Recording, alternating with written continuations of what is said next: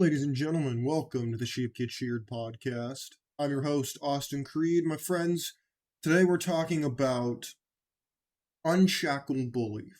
Now, for those of you who have like to read books and you've read Napoleon Hill's book, Outwitting the Devil, which I've discussed multiple times on this show, I'm a firm believer in questioning everything. It's one of the mottos of the show, one of the messages of the show is to question everything that you hear, everything that you read, everything that you see, everything that comes your way. Now, some of you might think, oh, but Austin, there are obviously going to be exceptions. I mean, the church is an exception, right? You don't want to question them, or politics, or you might have certain avenues in your life that you feel disinclined to question. You feel as though it might be sacrilegious, it might be sanctimonious, it might be completely terrible or unthinkable. Well, my friends, I'm here to tell you today, I don't want you to have that mentality. That is a broke mentality. It's to just accept that people have your best interest. To accept that people are going to inherently put you first, your ambitions, your dreams, your motivations, and everything first is just not true. In fact, most people can't even do that for themselves, and yet they want to sit here and think that other people are going to do that for them. It just doesn't work, right? Well, my friends, you might be saying, I sound cynical, I sound hurt, whatever's going through your head right now, that's good. It's good, because an emotional response, if you're having one, is always the first step. Because anytime we have a tough conversation like this, and I'm guilty of this myself, it's really hard to pull your emotions away and say, okay, I'm not going to care about how I feel, because how I feel doesn't matter. We're going to talk about what he's talking about. What is this person trying to get across to me? What can I learn? What can I gain from this? Well, my friends, if you're already offended, I'm sorry. You're in for a rough show. If you're not, I would like to show you something. We're going to be exploring. I listen to this book every single night. Napoleon Hill, Outwitting the Devil. I listen to it every single night. When I go to bed, I put my phone across the room. I turn my phone on to sleep mode, and I let it play while I'm sleeping. And I wanted to bring this little piece up because I think it's very important. And even in the book, we won't go through almost 4 hours of this audio book. But what we will do is I want you to listen very closely because he attacks certain groups of people, certain entities that are often seen as untouchable. You wouldn't think to question these people, especially with how they interact with children. Maybe when you were a kid, you looked up to them and you're like, that couldn't be wrong. They know exactly what they're talking about.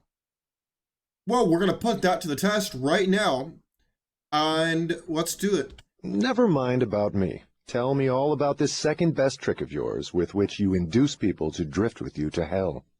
My second best trick is not second at all. It is first. It is first because without it I never could gain control of the minds of the youths. Parents, school teachers, religious instructors, and many other adults unknowingly serve my purpose by helping me to destroy in children the habit of thinking for themselves. Okay, I want to pause right here. For those of you who are unfamiliar with this book, this whole book is framed as there's the author, and then there's the devil. So the devil is the one who answers the questions.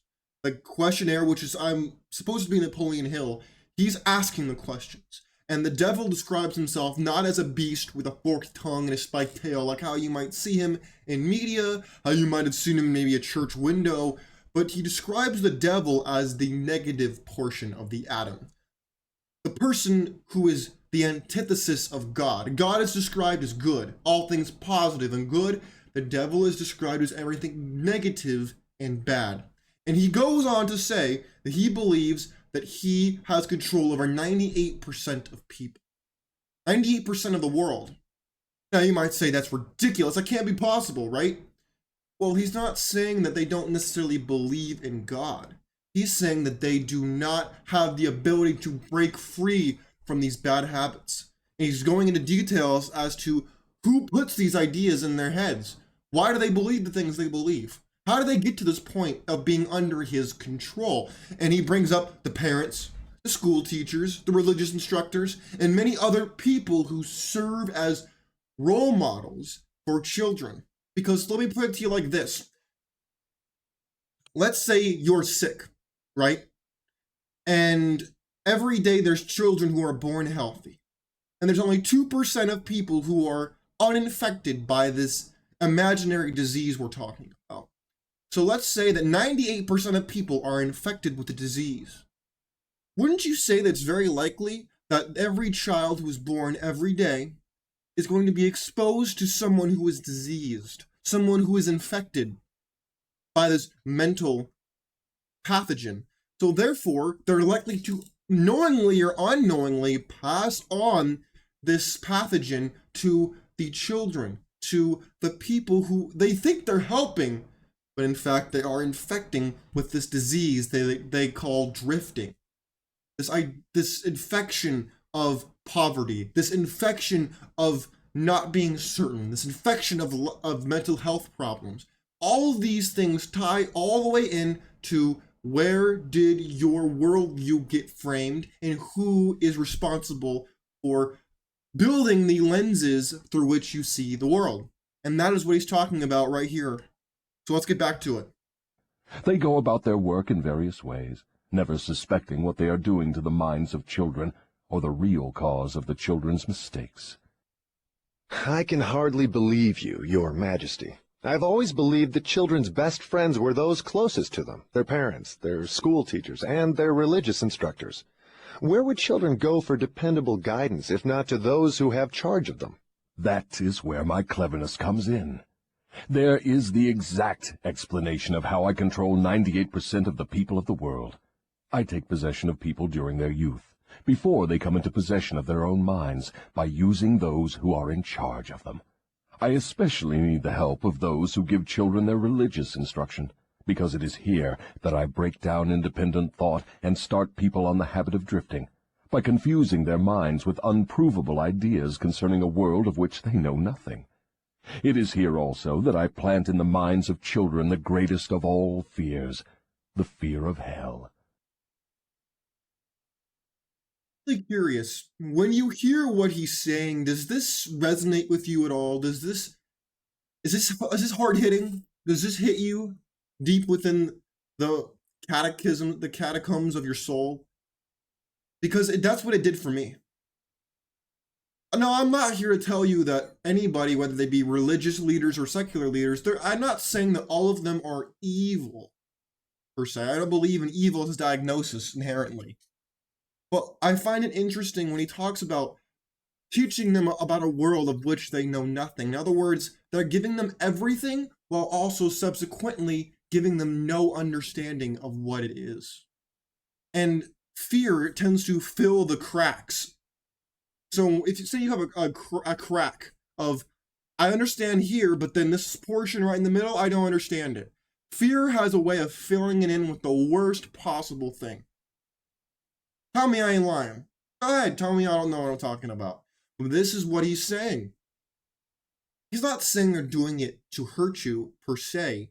Of course, there are examples of that too. But what he's saying is it's through ignorance, through negligence. Negligence is a legal term.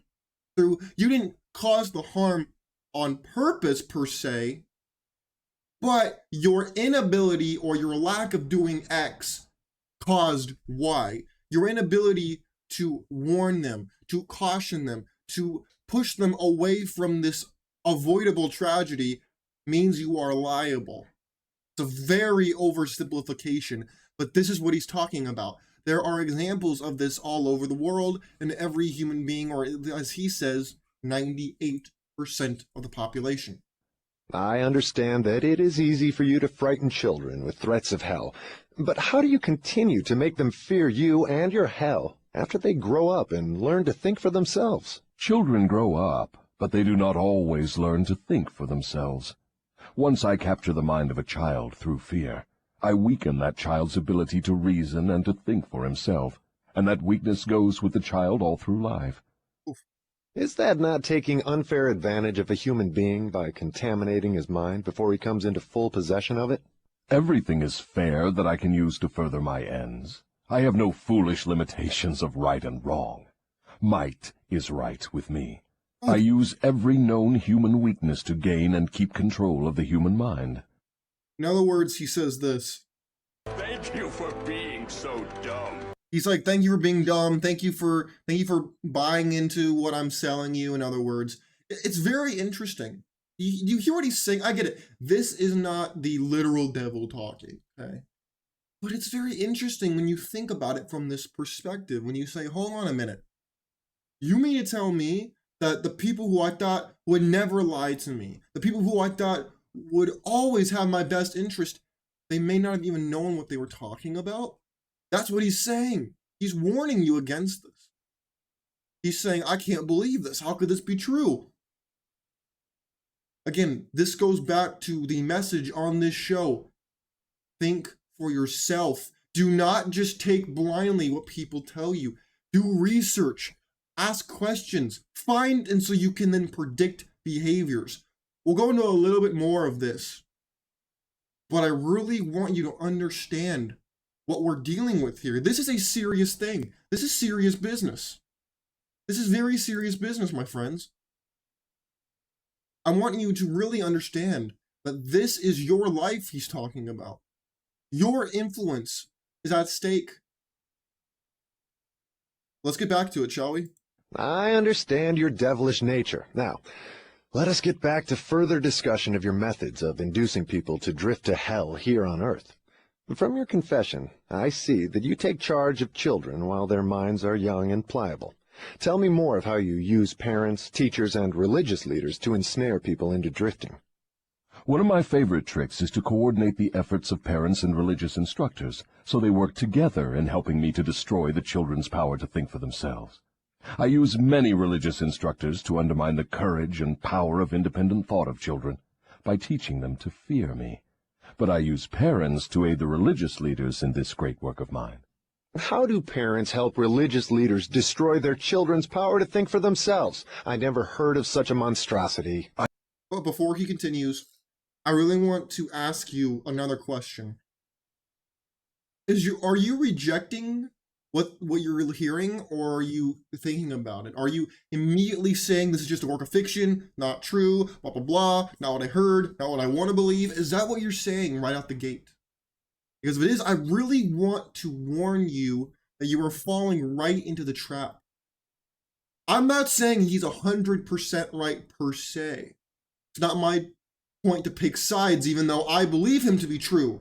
I believe this to be factually correct.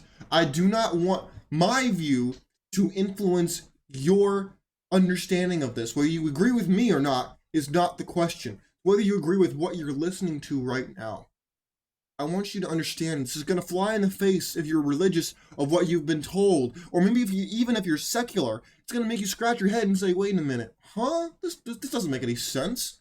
Because it's not just religious leaders. They're just one avenue. There's multiple. And he's talking about it right here.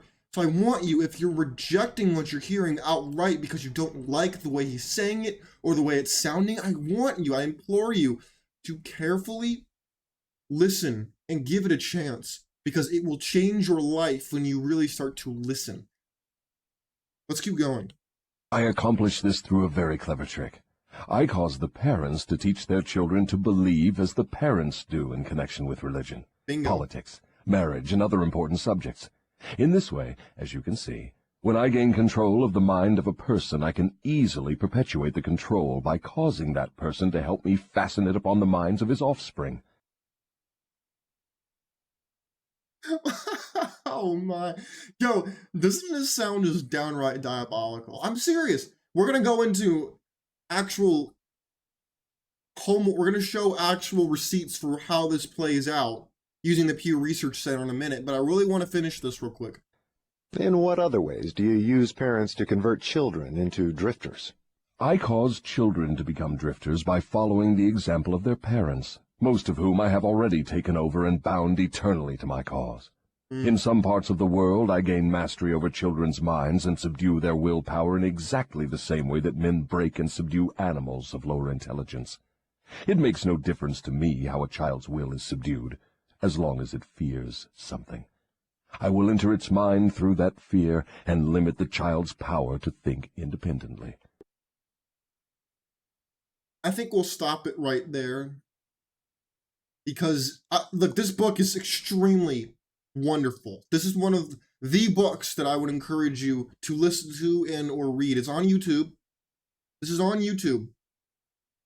My friends, I implore you to take to heart what you just heard, because this is not just for effect. In fact, here, we're going to dive, if you don't believe what you just heard, let's dive into these real applications of human behavior as explored through science, not just literature. Okay, let's look at what Google has to say, shall we? It says, a child's behavior is influenced by a range of factors, which includes biological factors, DNA, brain development, and hormones, parenting styles, in other words, how the parents cope with their feelings and frustrations, peer interactions. Children may conform. Conformity is dangerous.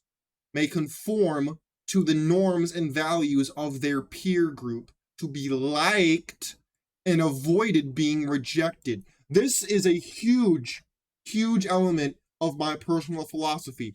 You have to put aside this idea of, I want to be liked. I want people to like me. First of all, it doesn't matter whether people like you or not. Most people, they don't even like themselves. So why the hell do you care if they like you? They don't even like themselves. They're depressed, they're on meds, they're unhappy, they have a substance problem. I'm not talking about the kids. I'm talking about the adults.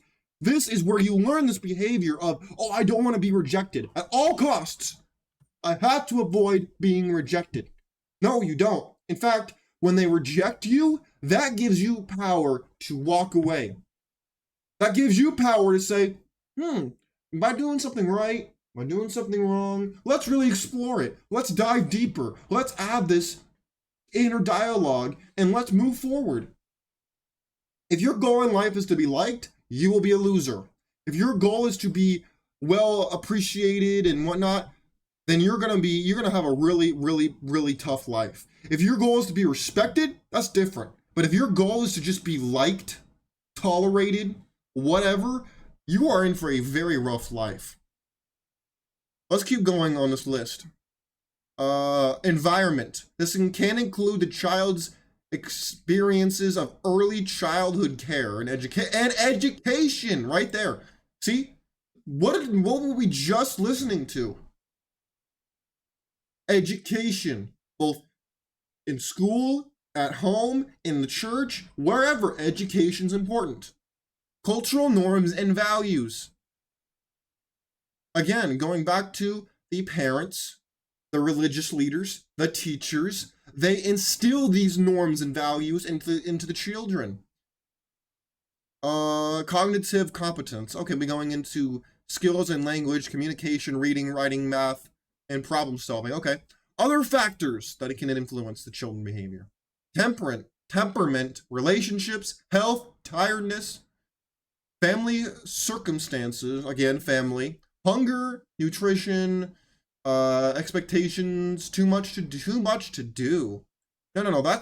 How is that bad for a kid? Is that supposed to be good? Isn't that what you want? And you want the kid to have self-esteem, right? Well, they need to actually like themselves. They do that from doing things. Behavioral disorders, lack of routine, blah, blah, blah. Okay. But doesn't this tie into exactly what we were just talking about? This ties in directly to what Napoleon Hill was talking about in his interview with the devil. This is exactly what we were talking about. You don't believe me? Not enough? All right, well, then let's go to the Pew Research Center about this connection between religion, government, and family and everything else. Let's go into it. Let's see some numbers here. Number one, nearly 3/4 of United States adults, they say 73%, says that religion should be kept separate from government. Okay, and they break it down by race. Say government policy should support religious values and beliefs. And then on the other side, religion should be kept separate from government policies. I notice a huge uptick in the black community. Black community says they should support, religious values and beliefs. Now that's interesting. The black church is still very much alive.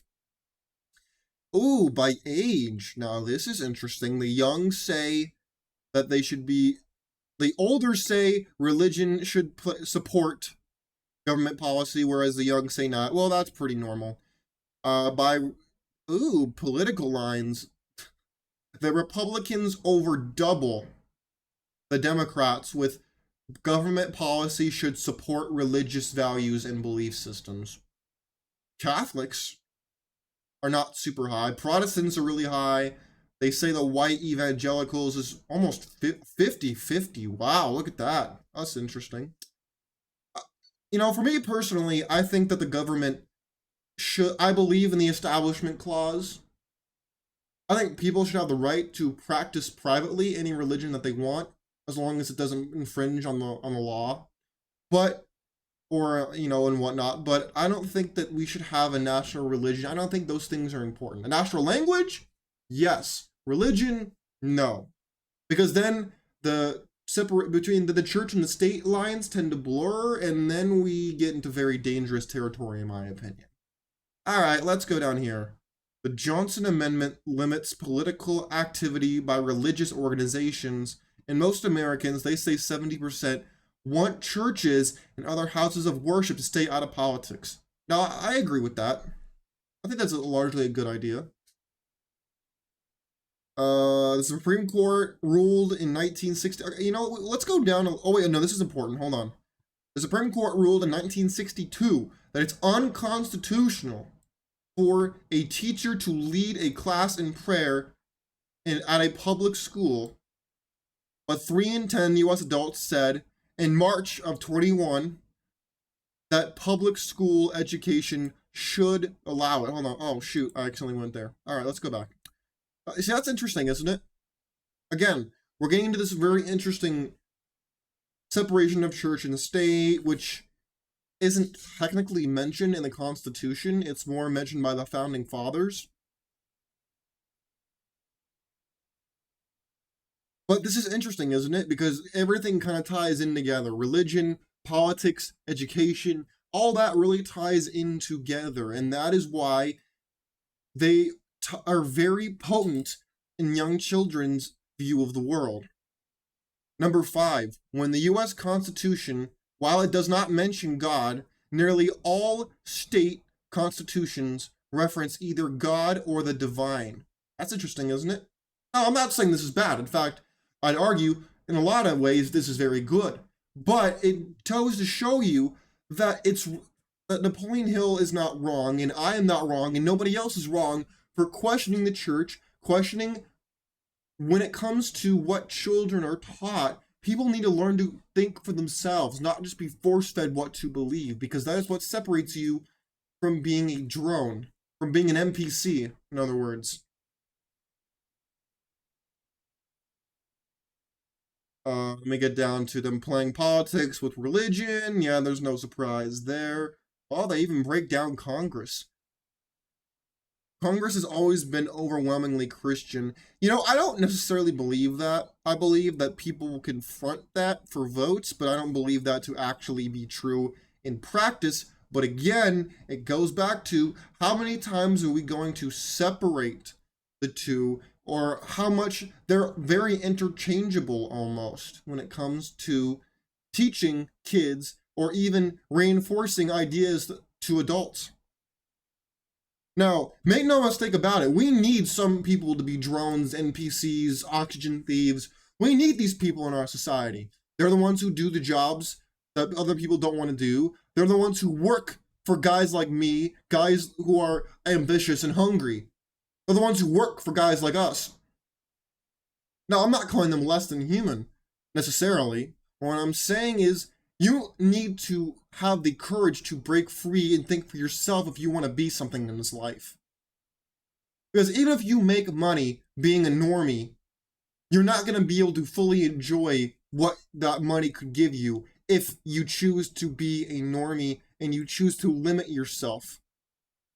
But my friends, I really want you to play with this idea of unshackling your belief system, because once you realize there are not, almost none, if any, of these ideas you have in your head are not actually yours, but were given to you by somebody else, then you start to question and say, wait a minute, do I actually want to believe this? Do I want to act this way? Do I want to think this way? You start to say, wait a minute, maybe I don't, and maybe I want to change. Maybe I want to do something different. Maybe I want to reinvent myself. Maybe I want to go my own way. Maybe I want to do something different. That takes guts. It's hard to do. But that's what I did when I wrote this book, Biblical Bachelor.